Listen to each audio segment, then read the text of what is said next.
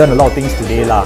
How to operate camera and how to shoot the design, everything all. And overall, I would say that it's definitely that we should come again lah. This workshop is an unforgettable workshop. You should join. Saya rasa bersyukur dengan adanya kelas macam ini dapat membantu siapa-siapa yang nak belajar untuk buat video. Inilah kelas yang patut anda cuba lah. Pasal dia ada belajar basic, dari segi editing, technical, semua ada. Dan poin-poin banyak yang berguna. Masuk apply kelas seterusnya. Khusus ni baik, terutamanya untuk siapa yang baru-baru nak mula main video.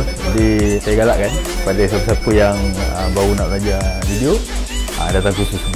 Mereka-mereka yang minat dalam bidang videografer amat baik sebab dia mengajar kita secara praktikal. Dan apa yang boleh saya kabarkan di sini, mana-mana mereka yang berminat untuk bermain dengan videografer, masuk kelas, belajar.